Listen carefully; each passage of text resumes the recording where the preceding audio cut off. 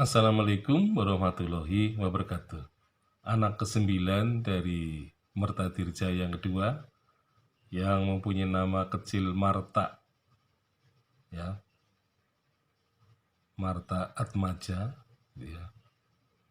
Ini kemudian menggantikan kakak iparnya sebagai Bupati Purwokerto dengan gelar nunggak semi seperti ayahnya, yaitu Mertadirja yang ketiga.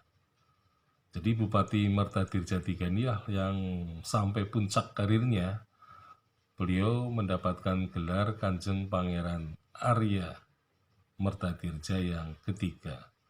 Jadi bupati yang kelihatannya banyak memperoleh penghargaan baik yang diberikan oleh Ratu ya Belanda, begitu pula juga dengan pemerintah kolonial Belanda. Ya. Jadi ada penghargaan dari Ratu, ada penghargaan dari Gubernur Jenderal. Nah, Mertadirja ini adalah bupati yang terhitung paling lama menjabat di Karesidenan Banyumas. Jadi beliau menjadi Bupati Purwokerto yang ketiga dari Trah Mertadirja I sejak tahun 1860 sampai 1879. Artinya dia selama 19 tahun menjadi Bupati Purwokerto. Nah, dia sebenarnya sangat kerasan di kota Purwakarta karena Purwakarta ini adalah kota yang dirintis oleh ayahnya, yaitu Mertadirja yang kedua. Nah, ketika Mertadirja ketiga ini dipindahkan ke Banyumas, sebenarnya ia kurang begitu suka gitu ya, karena kota Purwakarta sudah menyatu di dalam hati dan pikiran Mertadirja ketiga ini. Tetapi justru ketika Mertadirja III ini pindah ke Banyumas, maka sebenarnya ini merupakan suatu penghargaan ya, karena Kabupaten Banyumas itu jauh lebih tinggi tingkatannya dibandingkan dengan Kabupaten Purwakarta. Artinya Kabupaten Banyumas itu merupakan warisan dari Adipati Merapat ya, dari tahun 1571, dan kemudian ia sebenarnya menjadi penerus itu ya, karena ada beberapa generasi ya Banyumas di bawah oleh terah lain, yaitu terah Cakrawedana ya. Sejak adanya Wedana Bupati Kasepuan, kemudian Bupati Banyumas pada masa Karesidenan Banyumas, sehingga total ada 4 pejabat yang menjabat di Banyumas.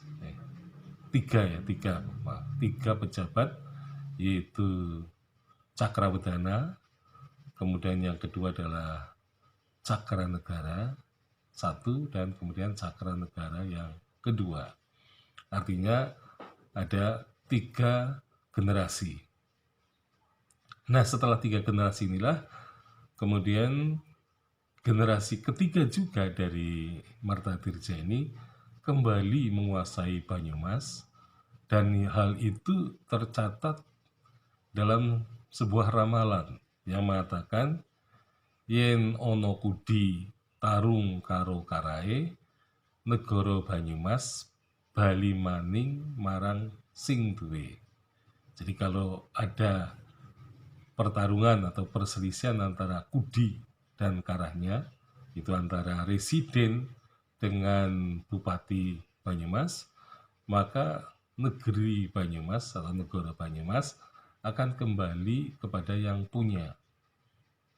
Ya, karena memang setelah itu Cakranegara yang kedua menyatakan pengunduran dirinya, kemudian menjadi orang ya yang tinggal di desa, yaitu di Gendayakan, sehingga beliau disebut Kanjeng Gendayakan. Nah, kemudian bisa dikatakan jabatan Bupati di Banyumas mengalami lowong sehingga kemudian pada tahun 1879 Mertadirja ketiga dipindahkan ke Banyumas.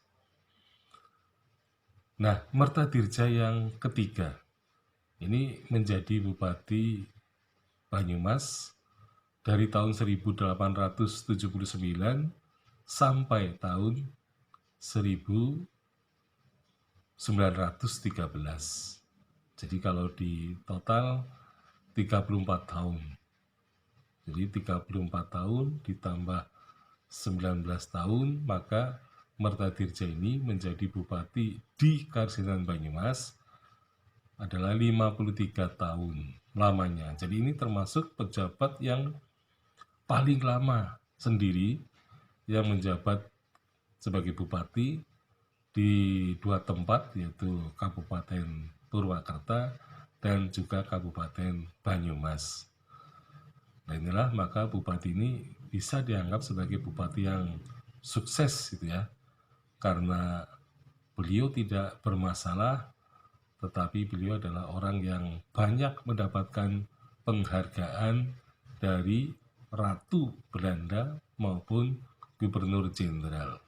Sekian, Assalamualaikum warahmatullahi wabarakatuh.